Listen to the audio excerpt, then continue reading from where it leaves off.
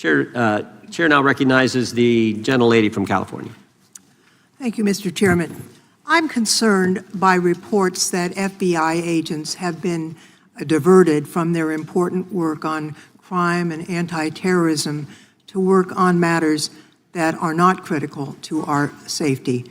I'd like to play the video, the whole video Jeffrey clip. Epstein's Black Book? Black Book. FBI. But who? That is, I mean, there's... Oh, that's under direct control of the director of the FBI. But the Black Book, it's not just sitting, I mean, that's Hoover power times 10. And to me, that's a thing I think President Trump should run on. On day one, roll out the Black Book. In contrast to that attitude of let it all out, we're getting reports of actions that run contrary to getting everything out and that also involve diversions of FBI resources. For example, an FBI whistleblower reported that you were pressured by the Attorney General to place 1,000 personnel on 24-hour shifts to mine roughly 100,000 Epstein-related records to redact President Trump's name from the files. Bloomberg reported this, that you directed FBI special agents from the New York and Washington field offices to join the Bureau's FOIA employees in Winchester and another building a few miles away, and that while reviewing the Epstein files, FBI personnel identified numerous references to Trump in the documents, and people familiar with the matter said that Trump's name, along with other high-profile individuals, was blacked out. Now, the New York Times reports, and this is a quote, Justice Department officials diverted hundreds of FBI employees and federal prosecutors from their regular duties to go through the documents at least 4 times, including once to flag any references to Mr. Trump and other prominent figures.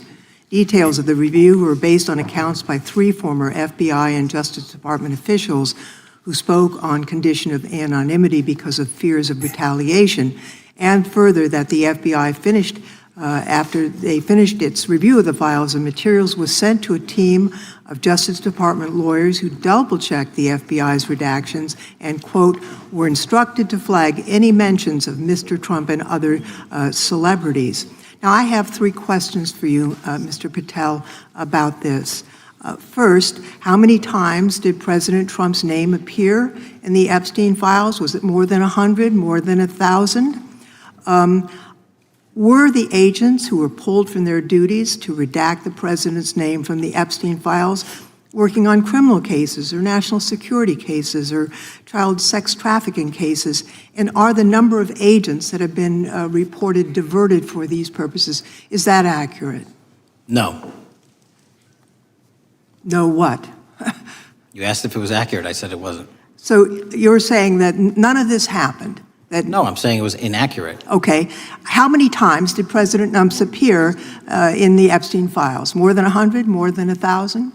No, and what we've been able to release is what we've been legally able to release, and that has been... No, that's not the question. I asked you, how many times did the president's name appear? I don't know. It's your testimony. You do not know that answer. The number of times? No. Could you tell us how many agents were diverted for this task and what they were working on? Well, when you say diverted, you make it seem as if agents were pulled off what they do all the time. Agents at the FBI masterfully do double duty and triple duty. And because of the public's interest in this case, we flex resources to make sure that we could answer the public's signal demand. So do you want us to look through the material and provide it to you, or you do not want us to do that? So it's your testimony that no one was diverted from a criminal matter, that this was a top priority to go through this material to look for Mr. Trump's name. Is that your testimony? That's the highest priority for the FBI? What's one of the most impressive things about the FBI leadership and the careers that are in place is that they make the decisions on who to send where on priorities and make sure the mission needs are not hurt. And that's what happened here. It's shocking to me that the FBI would think that erasing Mr. Trump's name from the Epstein files is a high priority when we have crime, we have national security threats, we have terrorism threats, we have murders such as that occurred, unfortunately, with Mr. Kirk. It's shocking to hear that that's your highest priority. And with that, Mr. Chairman, I That's yield literally back. not what I said. Gentlelady yields back. Gentleman from Wisconsin is recognized.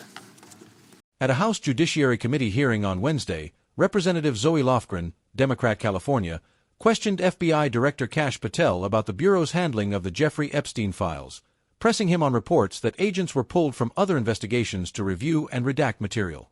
Lofgren cited media accounts and whistleblower claims that Justice Department pressure led to a large-scale review of Epstein-related documents, with some reports saying as many as 1,000 personnel worked around the clock to sift through roughly 100,000 records. Lofgren referenced Bloomberg and the New York Times coverage that alleged FBI special agents from New York and Washington were joined by other Bureau employees at facilities near Winchester to review the files.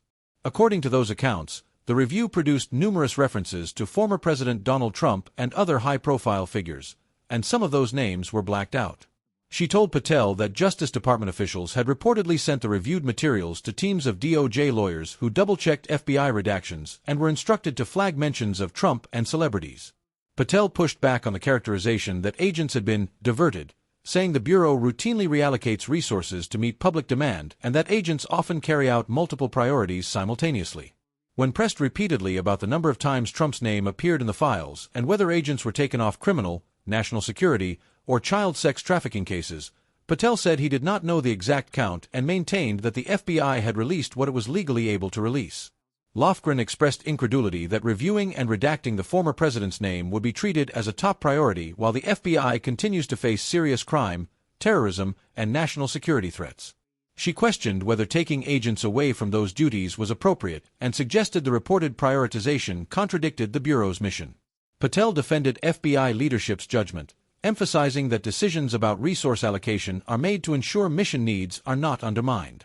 The exchange underscored the broader tensions between congressional oversight, media reporting, and law enforcement transparency in the wake of high-profile investigations. Lofgren framed the issue as one of public trust and accountability, arguing that allegations about redactions and resource shifts raise questions that merit clear answers. Patel's responses, stressing legal constraints on disclosures and the Bureau's internal prioritization, left some questions unresolved in the hearing. The committee hearing continued with other members following up on related concerns, signaling that congressional scrutiny of how the Epstein materials were handled is likely to persist as lawmakers seek additional detail about the scope and conduct of the reviews.